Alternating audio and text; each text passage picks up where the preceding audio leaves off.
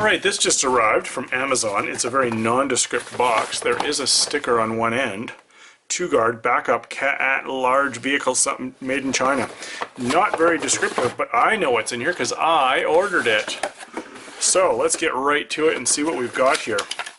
Positive experience, negative experience. So Toguard says, hey, get a hold of us first. Don't contact Amazon because they don't care. I mean, they do care, but they don't want to handle problems. So contact Toguard first if you have any issues. Here it is. So you can see here it's a backup camera system with a large screen. So camera and screen, instruction pamphlet, not a book. So that's decent. Let's just scan through there. You can have a look. It comes with a remote control, it looks like, a bunch of different things. And on the other side is more pictures. It's all in English. There are no other languages here.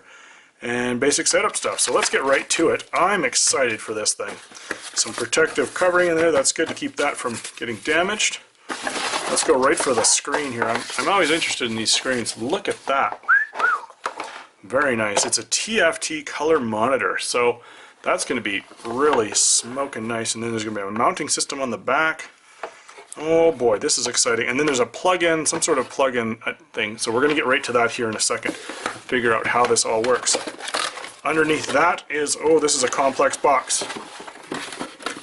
Let me get everything out and show you. So here is everything that was in that box. Wow, there's a lot of stuff. And my comment right off the top, this camera is a lot bigger than I had imagined it to be. It's got some LED lighting in there that's going to help for lighting up the reverse scene for you. It's very robust. It's made of metal. It's solid. It comes with a grommet, a rubber grommet on there, so you're going to drill a hole through something perhaps and have to run this. That's a good feature. This thing is well thought out. It feels very industrial to me. Feels solid. The monitor is definitely plastic. There's a metal bracket here for mounting, but the monitor is as well, feels to be of good quality. The mounting bracket is plastic. Now this is probably for your monitor. We'll get to all this in a minute and I'll do some setup. Then the cord that runs from the camera to the screen is quite long and quite large, heavy duty. It says for cigarette lighter, so each individual thing is labeled. This will be for the camera and this is going to be for the power from the cigarette lighter. So they have some audio video cable here as well with an inline fuse. You can see here. Can't get it out without a tool. So this goes to your reverse lights, AV2, and a ground. Pretty simple setup actually. ACC, so this is a constant power, and then this is reverse, and AV1 and AV2. So I'm going to have to read the instructions on this one. It's a little bit more complex than the average bear. This is going to be a mounting plate for the camera, so that's going to work out somehow. We're going to have to read up on this one. So I'll do some reading and I'll get back to you on this, on how to set it up. Comes with a LCD remote, so you can use that on your screen, I'm sure. Take that out of the paper. So here's the remote it comes with. That's pretty snazzy. Some adapter clips, so you don't have to strip wires and solder. You can just put your wires in there and close it and it'll automatically connect. And then there's a cigarette lighter. Cigarette adapter for powering the screen in the front of the vehicle.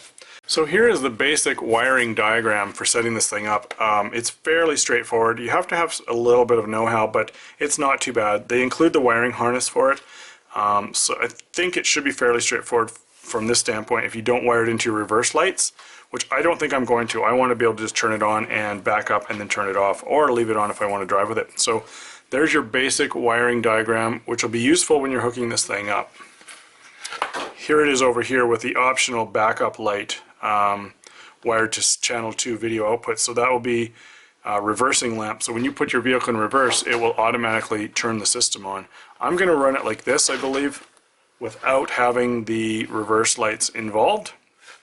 So I'm going to go out and get it set up now, and let's show you it in operation. Okay, so I've mounted the camera on here. You can see it there. I'll cover the license plate, but there's how it mounts right there, just right underneath that little lip on the back of our car. So that's pretty slick. And then let's just jump in the front here, and I'll turn the keys on. Okay, so inside the vehicle here, I'll just put the key in, turn it to accessory, and that gives power down to this guy here. That's where I've plugged it in, and you can see already that it's up and running.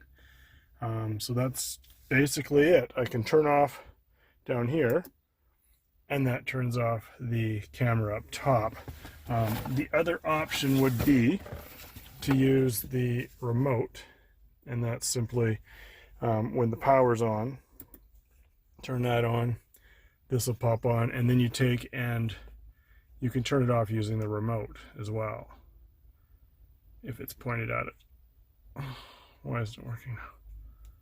There, it has to be pointed right at it. So if you point the remote right at it, it'll turn it on and off. So that's pretty slick. So let's go for a little drive. I'll just pull out and back right in, actually. See if I can do this all one-handed. So let's turn on the turned it off. So there it's on. You can see the car behind us. You can see how close we are. And I found that backing up to there is about as close as you want to get. You can see the kind of the yellow has almost touched the vehicle behind us. That's about 30 centimeters, 20 or 30 centimeters. So for parking purposes, I'll just pull up beside this vehicle here without having an accident. And so this is just parallel parking now with this thing. Bear with me, it'll be a little bit slower probably than my normal zippy parking job. But you can see it. Oh, I've hit the curb. You can see, because I'm watching the TV, you can see in the video there, you can see quite well where your car is going to go. Kind of. I've hit the curb again, so this is actually quite difficult to do while I'm trying to film. Try not to damage this vehicle while I'm doing this too, because some things just aren't worth it. There, I think we've nailed it this time. There we go. That's put it right in there. So now we can kind of readjust, and then we'll back up to where we think is a safe distance, and I usually put it right about there. That's kind of a good distance for parking in front of someone. And then of course when I turn off my car, that goes dead as well. So let's go back and see how close I am to the car behind us. And there you can see that's probably, you know, 2 or 3, probably 3 feet. So there you go.